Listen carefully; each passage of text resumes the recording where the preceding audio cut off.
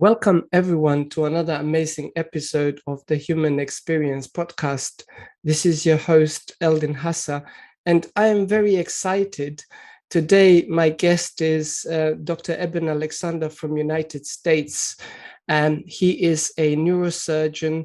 But since his near-death experience, he has diverted his attention into writing books and specifically focusing on human consciousness and helping the scientific world understand about the human consciousness. So I'm going to bring Dr. Eben on in a moment, and he can enlighten us with his wisdom and tell us about all the amazing work that he has been doing for years to help humanity and bridge the gap between what people understand about the human consciousness, higher calling, spirituality, the mind body spirit connection. And without further ado, Dr. Eben, please welcome to the Human Experience podcast. Well, Eldon, thank you so much for having me on. It's great to be here to share my experiences with your audience. It's been a wonderful journey ever since my NDE back in 2008, and I've worked with scientists and other experiencers around the world to try to come to a deeper understanding of the fundamental nature of the brain-mind connection and the nature of reality, really, since the only thing any one of us has ever known is the inside of our own consciousness. It behooves us to study that and understand it much more richly. That's beautiful, beautiful. And I know you have published a number of books, and as we had a brief chat just before the recording, you have been practicing for a long period of time. You are a neurosurgeon. You have written many peer-reviewed scientific papers, published many sort of things regarding the medical science and the neurosurgery in particular. But so talk us through it. What inspired you to be where you are today? So near-death experience in 2008, and then what happened and how did you get to be where you are today? Okay, well, I think it's important to start by pointing out my kind of origins before that coma. You know, I'd spent 54 years of my life owning a very conventional scientific worldview, and that included a 6-month fellowship in cerebrovascular neurosurgery up in Newcastle in Northern England. I loved my time working in England. My training there was very beneficial to me. But all of it was geared towards, supporting a conventional materialist or physicalist model that assumes that only the physical world exists. It assumes that somehow the brain must be creating conscious awareness out of physical matter. I wanted to believe much of what I'd heard growing up in a church in North Carolina, about an afterlife and God and all of those wonderful things. But as a neurosurgeon, I spent decades wondering how in the world could conscious awareness survive the death of the brain and body. And that it really, to me, seemed an insurmountable problem. And that's why I think I had this NDE. I mean, near-death experiences are tailored for the individual, first and foremost, to help them make significant progress in their kind of soul journey. And that's exactly what this did for me in a profound way. It really flipped my whole worldview. It turns out my father had been very influential in my life. He was a globally renowned neurosurgeon. But for him, he had a strong religious faith and he believed in the power of prayer. And he was also very scientific, but they never conflicted for him. His science and his belief in a loving personal God and power of prayer were always connected. I grew up in the 60s and 70s, like many from that era. I came to trust science as the pathway to truth. But like so many of us, I mistook science for materialist science, which is actually an outmoded version of science that died more than 80 years ago. Newtonian determinism and the idea that, ions in the brain would be acting like billiard balls. Well, no, they don't. They behave in a much different way. And that's where a lot of my work in the 13 years since my coma has involved working with scientists around the world. The experience I had deep in coma during 7 days when my brain was being attacked by E. coli bacteria made me extremely ill. And the medical facts are documented not only in the book Proof of Heaven, but in a medical case report that came out in the Journal of Nervous and Mental Diseases in September of 2018 by Dr. Serbi Khanna and other doctors who wrote it. They were not involved in my care, but they were fascinated by my recovery. And in fact, they went even further than I did in studying more than 600 pages of my medical record to make the case that my brain was far too damaged to support any kind of dream or hallucination, much less the most robust, detailed, memorable, and alive experience I'd ever had in my existence. That was the real paradox for me as a neurosurgeon who knew enough, neuroscience and physics and cosmology to get how much my journey and the medical details of it completely confounded any materialist pseudo explanation that would try and wish it away. And the other main point of the case report is that my very, to be normal today as I am, to have had a full recovery, really has no explanation in the medical literature. This medical miracles, true survival miracles with incredible eradication of disease is what you find in near-death experiences. It's one of the reasons why, as healers, we need to take them very, very seriously. So, in other words, this case report, they were challenged by the medical reviewers. They caught the reviewers at Journal of Nervous and Mental Diseases said it was an absurd case. People that sick don't make full recoveries. How do you explain it? And so the three doctors who wrote the case report said it was because he had a near-death experience. That's what enabled this profound recovery. And of course, there are cases out there that are similar in the NDE literature, like Anita Morjani, who had a very advanced stage 4 lymphoma, should have gone on to die within hours, but she had a full recovery after a near-death experience. Likewise, Dr. Mary C. Neal, orthopedic surgeon who had a profound near-death experience after an over 30-minute warm water drowning while kayaking.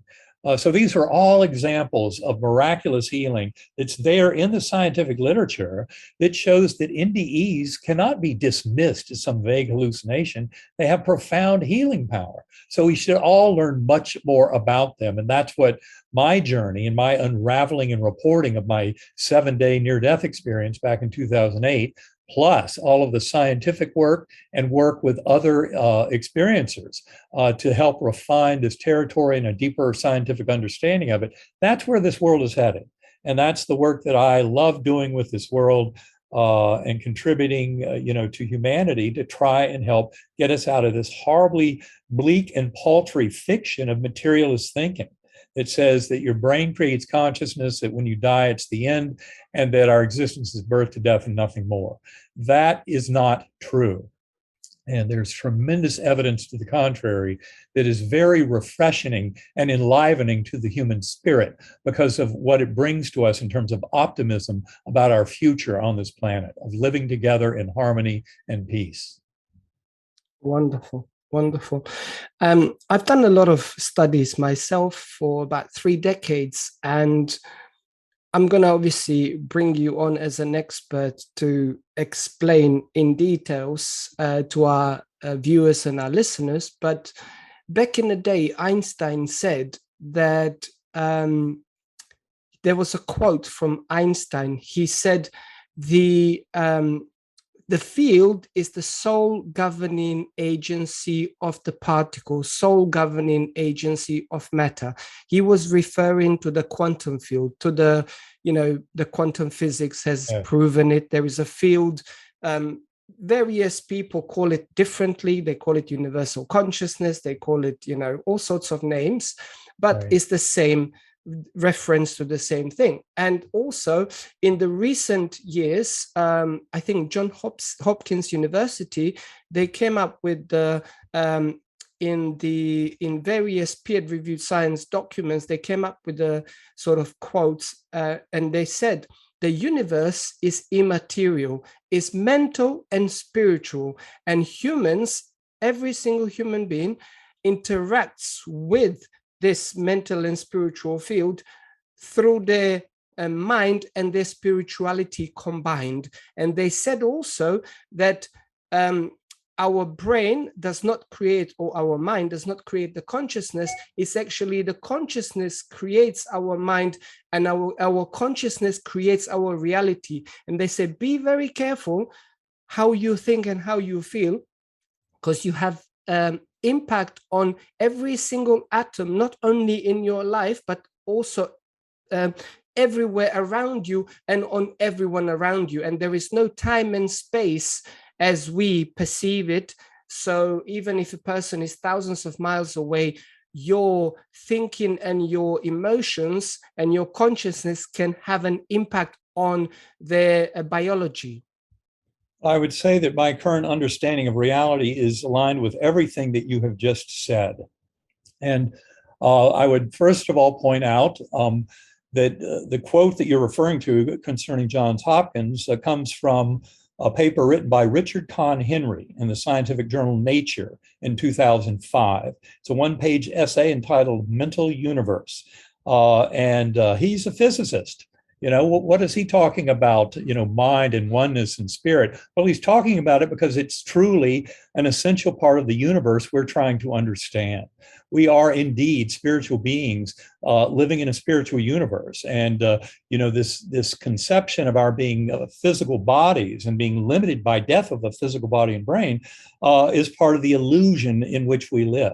But the science that studies consciousness fully supports what you're talking about. And the field, I've heard the field often referred to as the quantum hologram would be another word for it. But it's an information field that basically supports all possible eventualities, all possible outcomes for sentient beings to experience. And it turns out that that mental layer of the universe that Richard Kahn Henry referred to is kind of a layer of information assimilation and integration that's inherent in the universe itself. And as sentient beings, we have access to it. But it was there before the Big Bang. I mean, this is part of creation, part of the evolution of natural laws, and the entire material universe is ultimately emergent from that mental layer. And where it becomes important, I mean, most obviously to human beings living in these bodies, is in, you know, we're talking about mind over matter. And as opposed to the ridiculous kind of materialist feeling that this is all, that consciousness is an illusion, doesn't even exist. That's what some of the materialist scientists like Daniel Dennett of Tufts University would try and argue. None of us are conscious, we're all zombies. I would say he might be a zombie, but I don't think that's true for the rest of us. And the reality is, what we find is that the mind has tremendous power in this mental layer of top-down causality, has tremendous power to organize emerging reality that we experience. And it's important to understand that because we're right in the middle of that reality. And we usually think of ourselves as having free will and being able to manipulate this universe. But materialist science would tell you, no, that's an illusion. Don't be stupid. It's all chemical reactions and electron fluxes in the brain, creating an illusion of conscious awareness. But no, what the modern science of consciousness is something that I discuss not only in Proof of Heaven and the Map of Heaven, but our third book, which was co-written with my life partner, Karen Newell, Living in a Mindful Universe. We go into deep detail about this union of science and spirituality that points out all of what you said as being true, this fundamental field of consciousness that is essentially it appears to be one with kind of that vacuum energy, that field of potential out of which virtual particles emerge, that kind of thing. That whole background of this of the physical universe is one that is under the influence of that mental realm. And this is how you can explain the power of mind over matter, for example, in healing and placebo effect. I mean, that's a perfect example of medical science acknowledging that beliefs, thoughts, and attitudes play a tremendous role in any kind of physical, mental, or emotional healing. I would say they're all ultimately spiritual healing. And for spiritual, for me, that only has two big ingredients. Spirituality involves a notion of connectedness of mind, which is exactly what we find in the modern world in the science of consciousness, and also that there's some meaning and purpose to it all. That it's not just vague, chemical reactions, electron fluxes, as materialists will try and tell you, in taking away our concept of free will, but that in fact, free will of sentient beings has a profound effect on the emerging reality that that comes into this physical world. And when we talk about placebo effect, that's been going on for more than 6 decades as the gold standard in medical science to assess any new treatment modality. It's been a very powerful concept, but it's, again, just an admission of mind over matter, of beliefs, thoughts, and attitudes, ultimately controlling the outcome of our kind of health and healing. And it goes beyond that with things like spontaneous remission. If you go to noetic.org, the Institute of Noetic Science's website, put in the search term spontaneous remission, you will find a book they published in the mid-1990s, more than 3,500 cases of healing of cancers, infections, etc., all beyond any medical intervention. That's the important thing. And then, of course, you can step even beyond these spontaneous remissions into the world of miraculous healing and near-death experiences. And you start seeing the power of understanding kind of our spiritual nature and our interaction with these forces of good, of a loving personal God. And again, I came back from my journey realizing it doesn't matter if you want to call that God, Allah, Brahman, Vishnu, Jehovah, Yahweh, Great Spirit. I don't care what words you use. They're confusing us by obscuring the fact of the reality of that loving force that so many near-death experiencers have reported going back thousands of years. No matter what their belief system, the ambience and intelligence at the core of that realm, the spiritual realm, is absolutely real. And it's what gives us the strength and courage to never fear death again. I mean, most near-death experiencers have bathed in that ocean of love, of that infinitely loving and healing God source. And they come back knowing this beautiful truth of being one with the universe and at one in sense of purpose and learning and meaning. So for me, all of this is a very worthwhile revolution that takes the facts of modern science of consciousness and really shifts them into a form that most individuals can use in the form of prayer and meditation to realize the powers that they bring in through their spiritual kind of connection. That's wonderful. I mean, that's music to my ears. I mean, the work that you are doing, you and your life partner and, your team, it's incredible.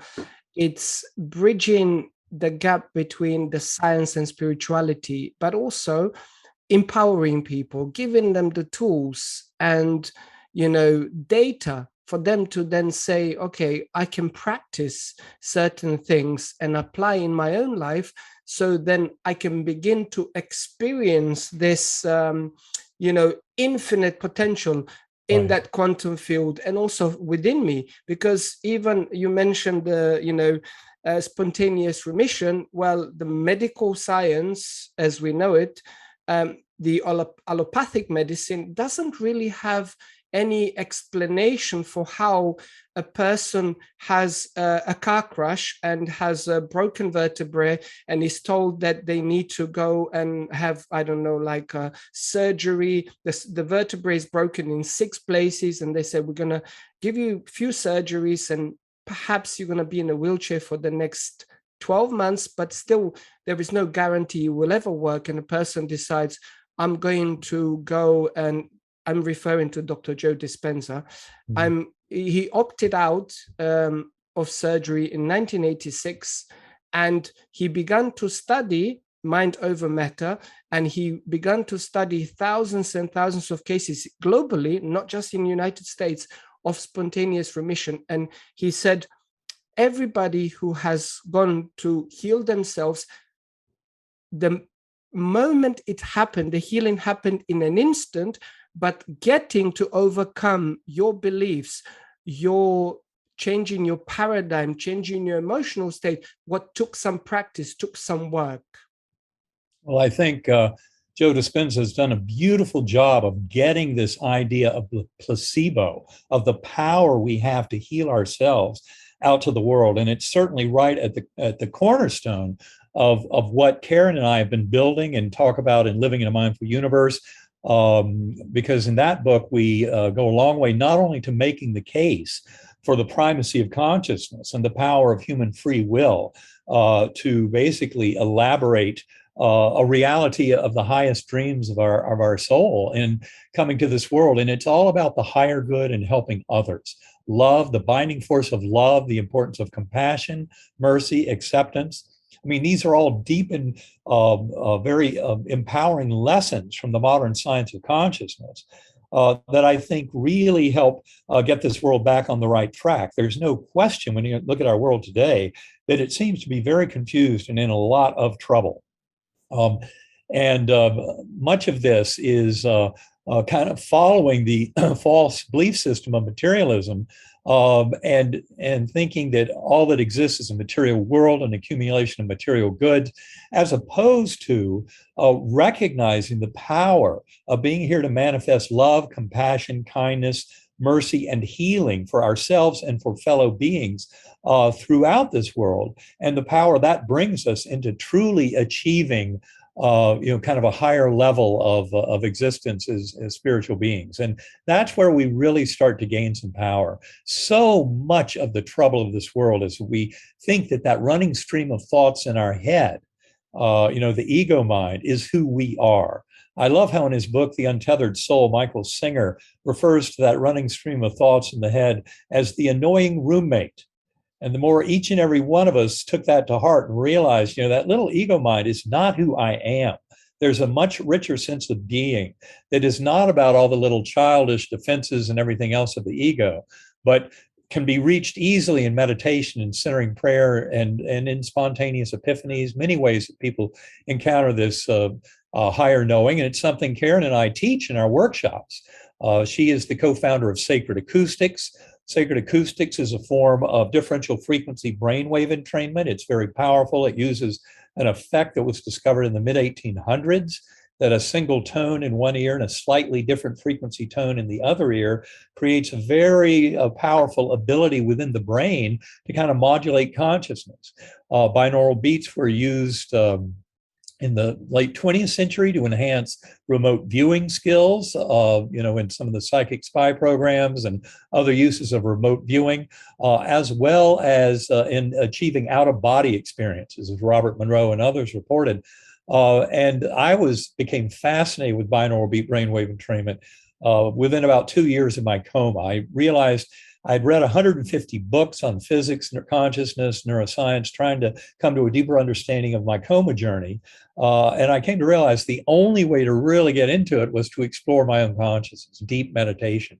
And I started what's become a daily practice over 10 years ago of using binaural beat brainwave entrainment. People who want to learn more can go to sacredacoustics.com. But basically, I've used it to revisit my NDE. We've taught these techniques to other NDEers and to people around the world to help those who haven't had an NDE get into similar conscious states. I mean, meditation is a very powerful way to connect with that mental layer of the universe. And once you realize that little ego mind, that little voice in your head is not who you are, but you can put that into time out and deep meditation and start crossing that boundary and connecting with higher souls of departed loved ones, with that God force, with all of the kind of entities and forces encountered and typically described in NDEs, but those are within the reach of all of us. You don't have to have an NDE to come into this kind of deeper, full understanding, just by exploring consciousness and opening yourself to the power of that spiritual world and letting that ego voice go into timeout for a little bit each day so that you can start growing and cultivating your relationship with those higher realms. That's where we can truly come into healing and oneness and power to truly influence our lives and the emergence of a far more civilized and wise culture on this earth. Much of the political polarization, the kind of violence, warfare that we're seeing now with Russia's invasion of Ukraine, all of this and the other violence around the world, this is all a result of that false sense of separation that comes from materialist thinking, that we're separate material objects. Well, that is not true.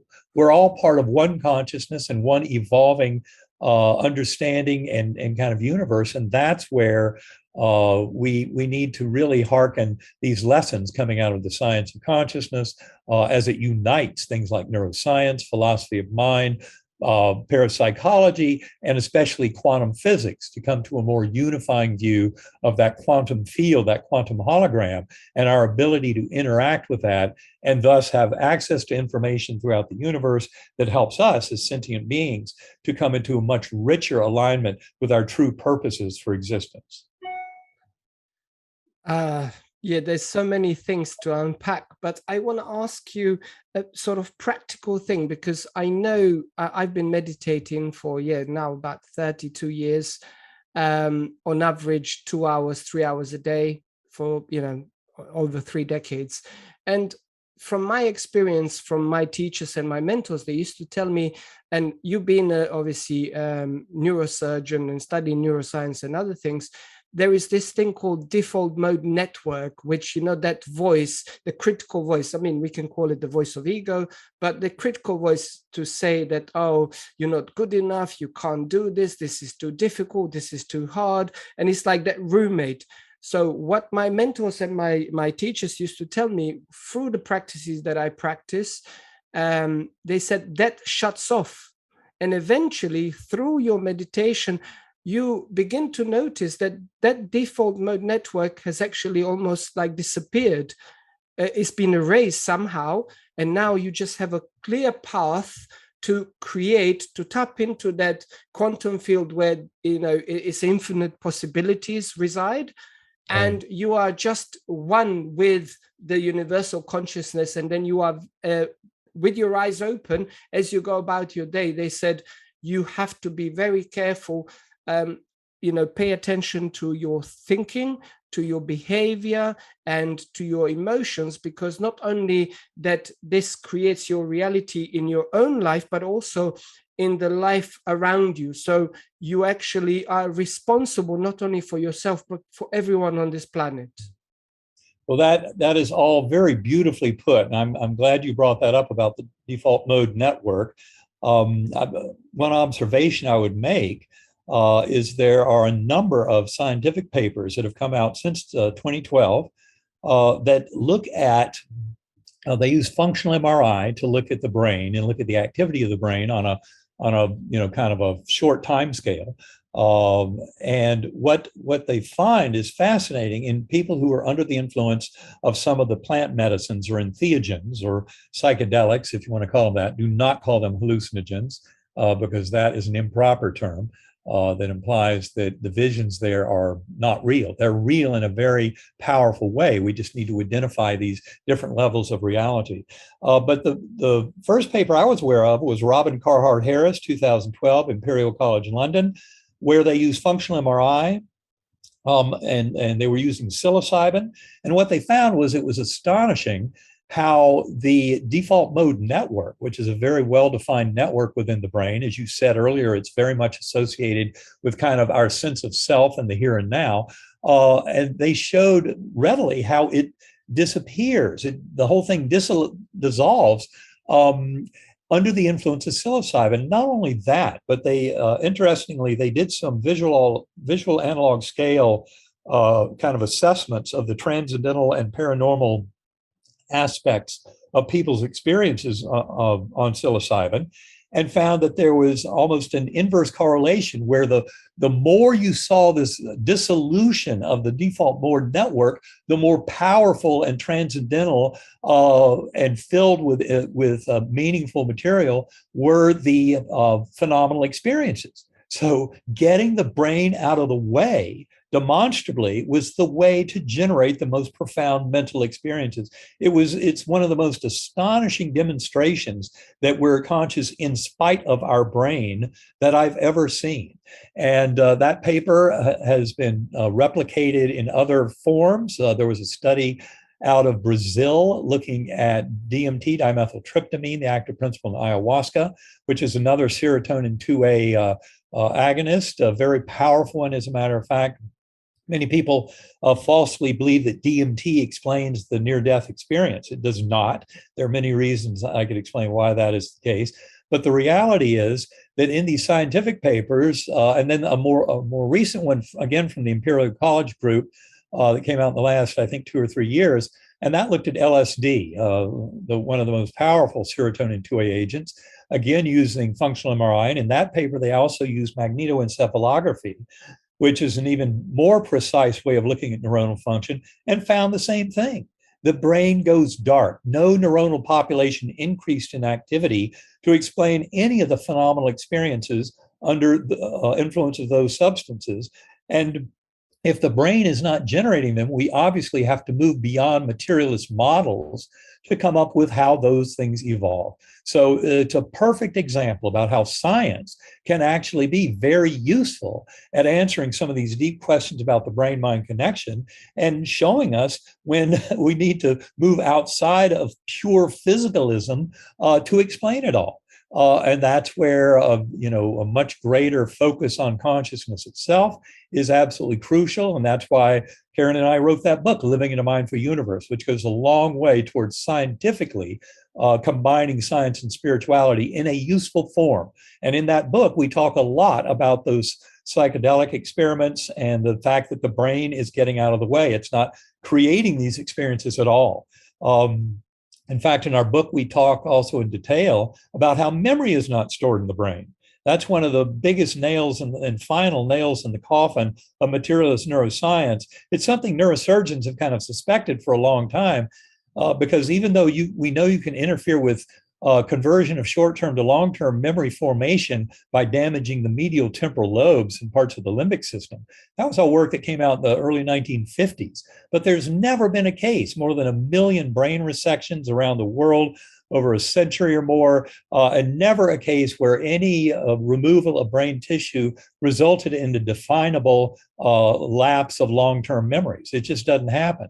And then, of course, when you get deeply into the modern science of consciousness, and you encounter things like the work out of University of Virginia Division of Perceptual Studies, where they have more than 2,500 cases of past life memories in children indicative of reincarnation.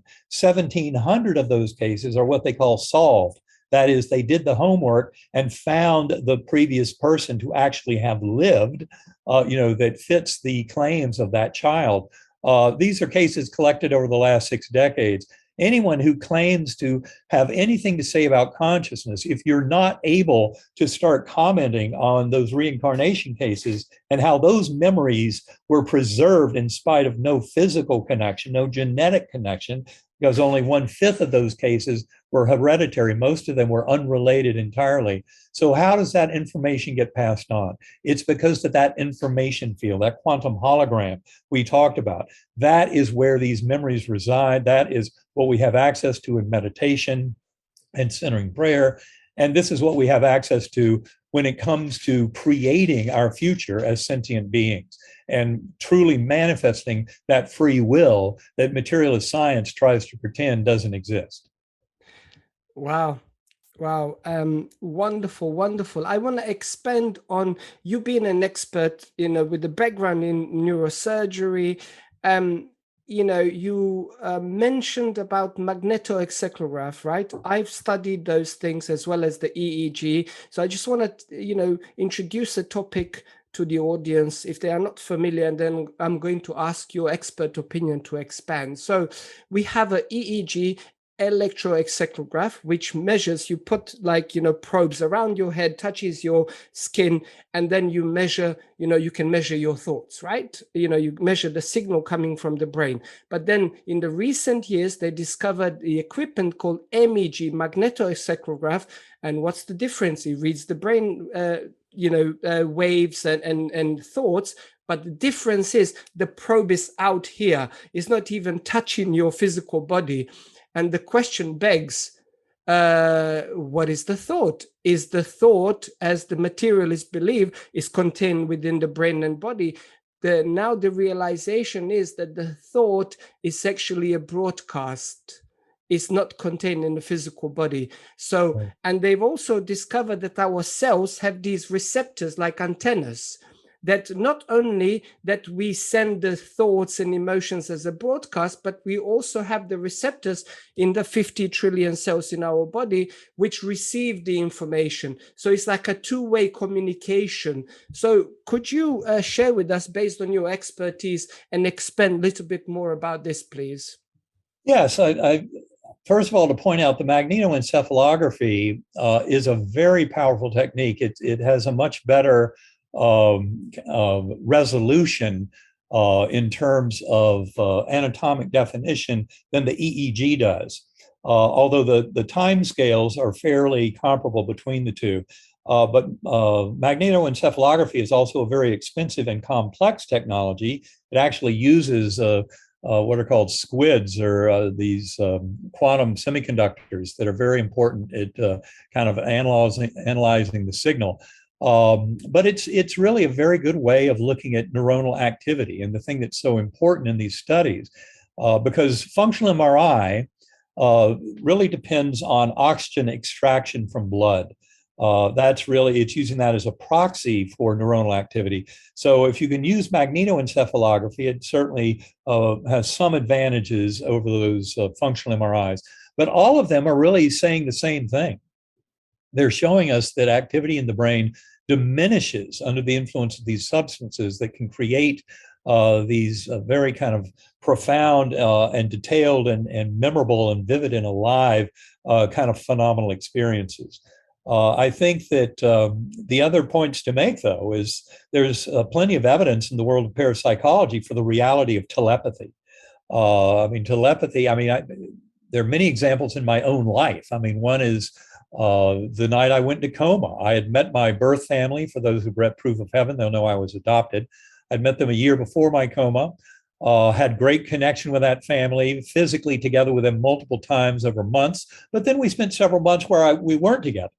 Then I went into coma, and my birth mother, who I just re-met, a year earlier, had been on she was a realtor and was at a professional meeting, and she came home from the meeting that night. We hadn't talked in several months, but she knew something was wrong. She sensed I was in some kind of trouble, and she called my family, found out, yes, I'd been admitted to the ICU room in coma, seizing that morning with a severe case of bacterial meningoencephalitis.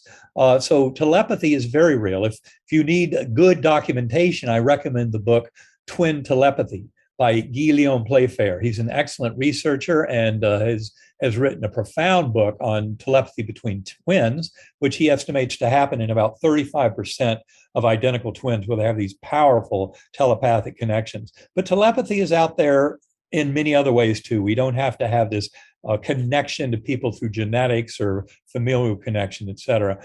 And there's plenty of other evidence for the broadness and this is why in our book, Living the Mindful Universe, we have these multiple arms of consilience supporting this argument for the primacy of consciousness, coming not only from the hard problem of consciousness in neuroscience, from the binding problem in philosophy of mind about the apparent unity of consciousness in an individual, but also a tremendous number of examples from parapsychology. It's terrible that people call it para as if it's not real. It's just another aspect of psychology.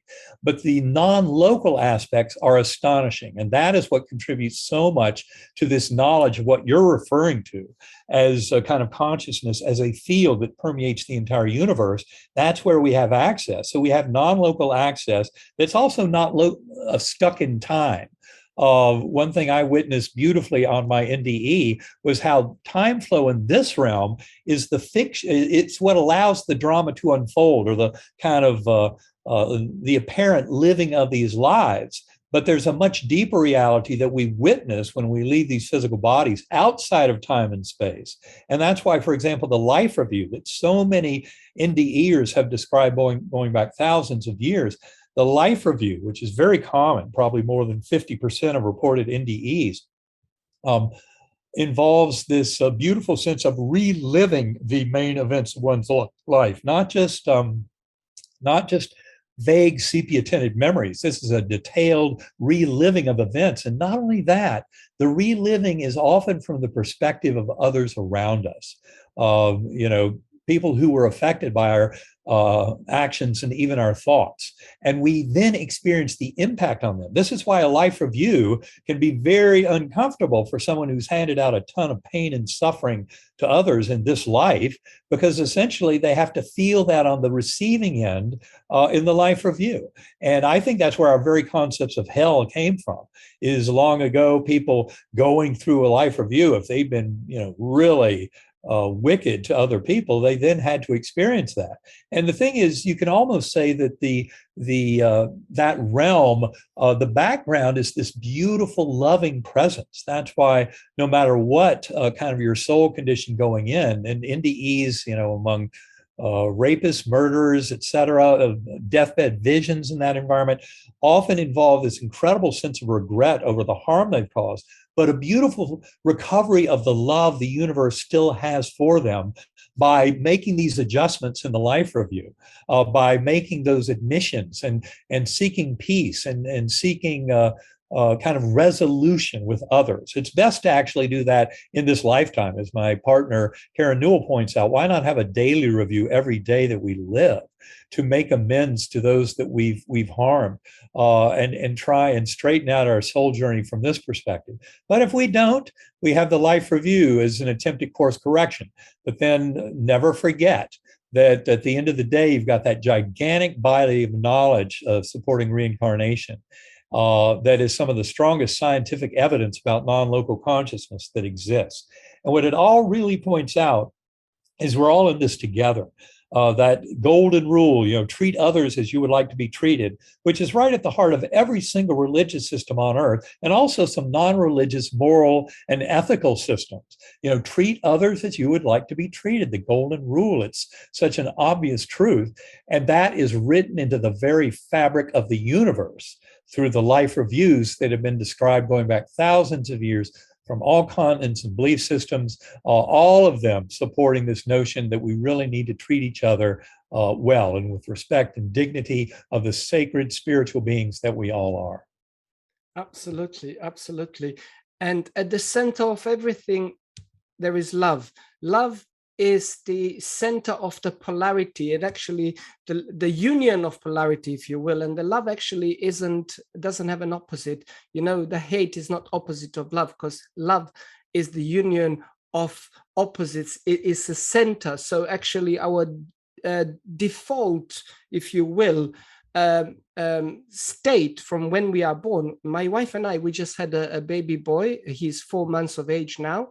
So we look at him, and actually a friend of ours came to visit, and he said, he's very spiritual and religious. And he said, Eldin, do you know why babies come to life? And I'm like, well, there are many reasons. He said, let me tell you, babies come to life to remind humans that there is God, and that there is this divine presence, godliness within every one of us, each and every one of us.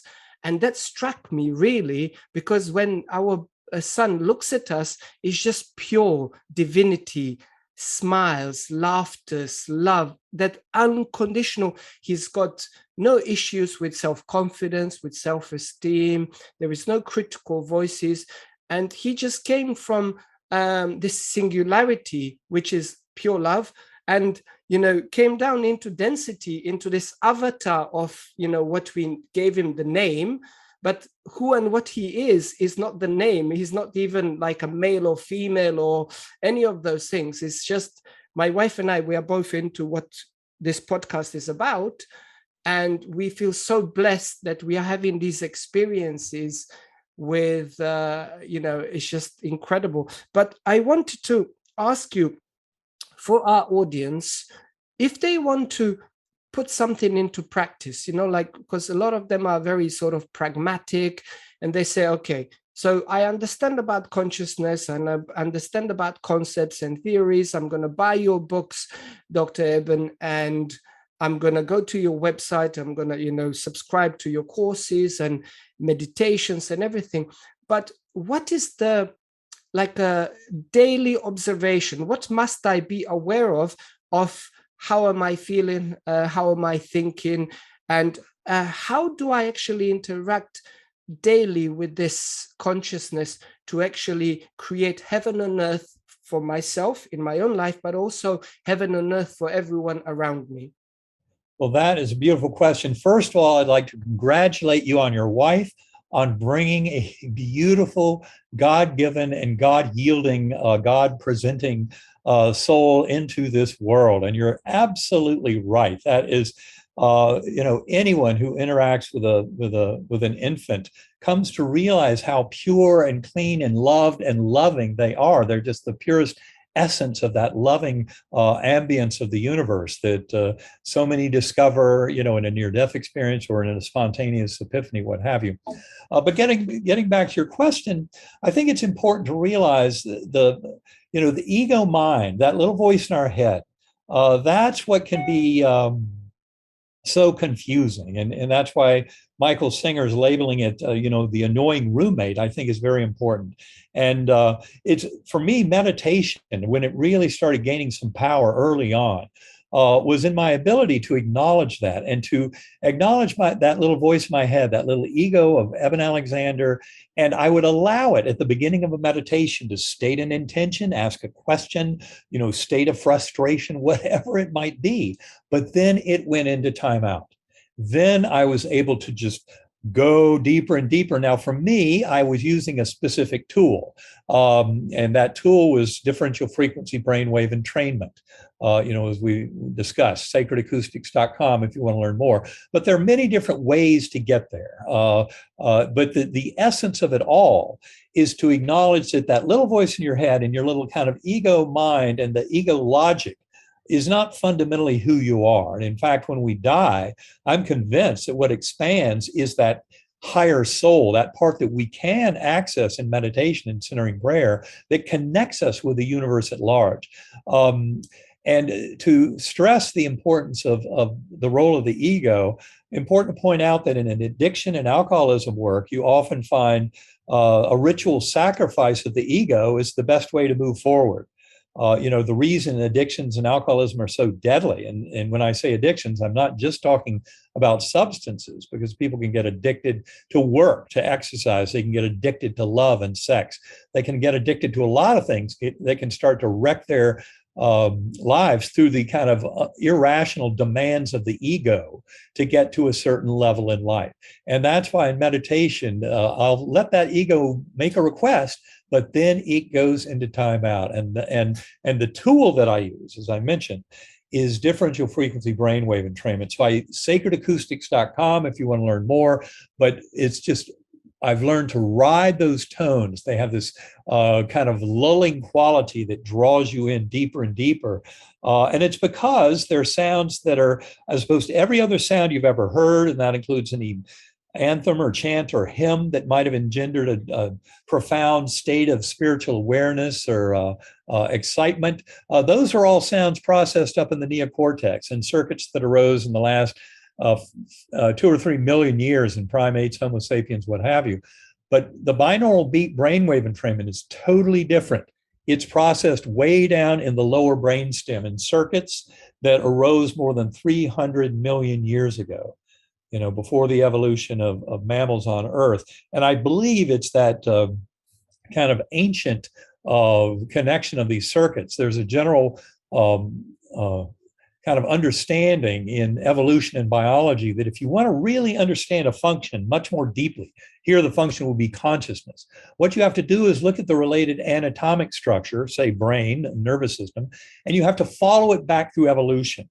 And that's what we do. And that's where you find that the circuit that Sacred Acoustics and other binaural beat brainwave entrainment utilizes is down in this 300 million year old area, long before there were even mammals on Earth. And that's where I think much of the power comes from. And that's where I think often in those meditative states on Sacred Acoustics, I'm no longer hearing those tones with my ears at all. I'm so far gone from this world, but into a deep spiritual space, which I've learned to navigate and actually learned to use for my own kind of healing and prayers and sending out benevolence and best wishes to this world at large to help in its healing. And I do that from a meditative space. And I think overall, it's been shown long ago, for example, in studies of transcendental meditation more than 40 years ago, that you don't have to have the whole population meditating.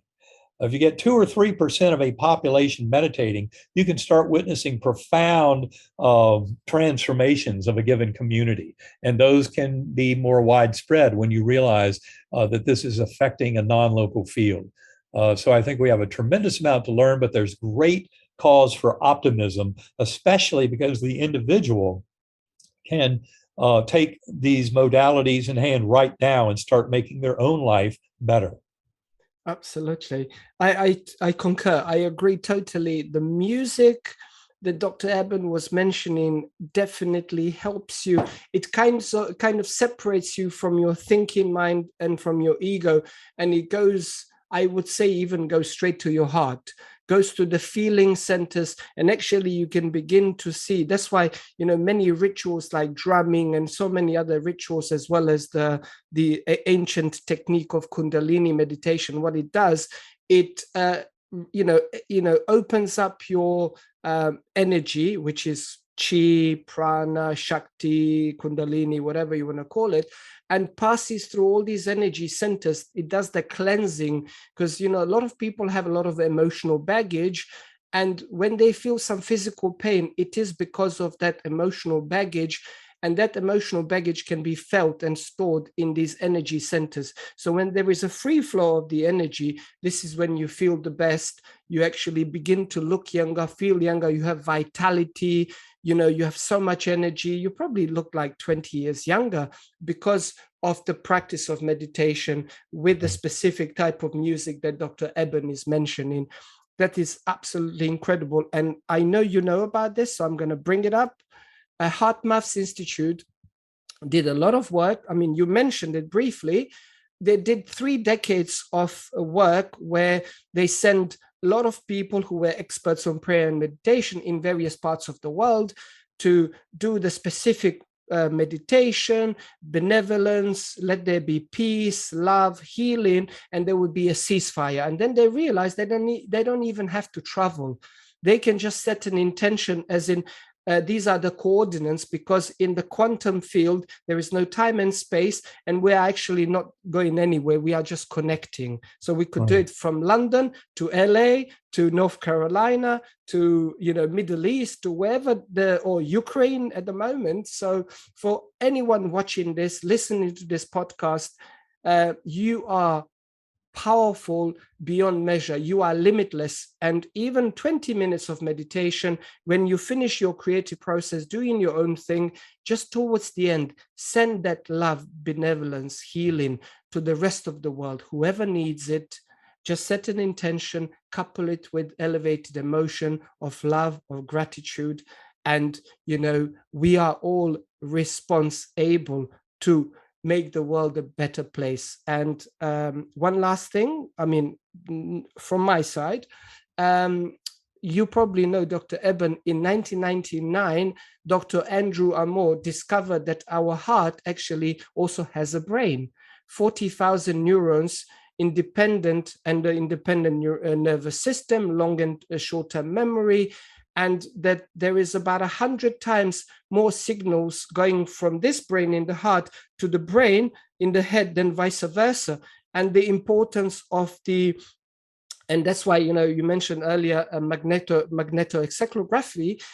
Basically, the heart emits the magnetic field, which is 4,000 times stronger than that of the brain. So that's also some importance to not only have the thought and intention, but importance of monitoring and being aware of how you are feeling, because that actually is mostly creating your reality, not just your thoughts. Beautiful points. I know in Living in a Mindful Universe, we do discuss heart math. And my partner and co-author of that book, Karen Newell, is really the expert on heart math. She's studied their contributions for years, and often reminds me that this is really a form of heart consciousness that we're talking about. You're absolutely right. But I think especially the bigger points about our ability to influence this world at large. People often don't think that their prayers can be effective, and yet there's plenty of evidence. So when you study it, that prayers can be mightily effective. In fact, anybody who doubts that, I would steer towards 2 books by a good colleague and friend of mine, Dr. Larry Dossey. He wrote one book called Healing Words, which is very informative. And then another one, Be Careful What You Pray For. And in that book, he goes a long way to explaining how, we have more power than we think. So be careful how you use it. But it really now, I think, is important for all of us to acknowledge that and start praying for peace in the Ukraine. And of course, this goes beyond what we do in prayer and meditation. Prayer and meditation are absolutely essential. But as my journey showed me so clearly, this world is where we live our lives and grow as souls. Between lives is not so much where the growth occurs as much as kind of a recentering and life review and kind of a redirecting. And important to point out there when I talk all that about that reincarnation model, it's not some blind mechanistic wheel. This is really about grace and about improvement, about becoming more one with that infinite, loving, divine God force. But it takes more than one incarnation. That's the only main point I would make. And also the most important thing to get from all this, it's all about relationships. That's what this universe exists for, is for us to grow, learning and teaching through our relationships with our fellow beings. That's what it's truly all about. And that's why the more we can improve this world and improve the lives of all of our fellow beings, the more progress we actually make in that grander scheme of the spiritual universe. But we get it done in these physical bodies, living these physical lives. So we can bring that great wisdom into this material realm and start to transform it dramatically. And that's where I think the world is today. Religions have had 5,000 plus years to try and accomplish some of these transitions in the world. It's the objective, agreed upon nature of scientific investigation. And that's what the scientific investigation of consciousness is all about, as we describe in Living in a Mindful Universe, or as people could discover, for example, going to uvadops.org, University of Virginia Division of Perceptual Studies. And so I would like to just close my part by saying people can stay in touch with me through ebenalexander.com, learn more about meditation at sacredacoustics.com. And also, I would like to invite people to a free series of interviews we did that is available through unitedinhopeandhealing.com. That was Karen's idea. It was her brilliant wisdom. But we interviewed many of the professional scientists who study consciousness, other experiencers, all of them every 2 weeks during most of the pandemic. And that's available at unitedinhopeandhealing.com. Those interviews can be very enlightening. I encourage people to go listen. As I said, it's all free. So go there, and it's time to change this world for the better. Wonderful, wonderful. And I guess your social media is also on these websites if people want to follow you on social media. And your books are available on Amazon and all other bookstores. And I guess on your website, there is a link, Right. Dr. EbenAlexander.com. Is that correct? Yes, EbenAlexander.com. That's Eben with a B, as in Baker. Sure. Okay, I will put the links in the show notes of this podcast. Thank you so much, Dr. Eben. It's been wonderful having you with us on the Human Experience podcast. I have one last question. I know the answer already, but I have to ask it. What is the impact you would like to have on humanity while you are here? I would like to bring peace, prosperity, harmony, and loving connections between all sentient beings to this world. That's our natural birthright, as you mentioned in talking about your 4-month-old son. And this is what we really all deserve. And that's what I would like to bring to this world. That's my ultimate goal. If I can do any tiny piece of that, I will be very, very gratified.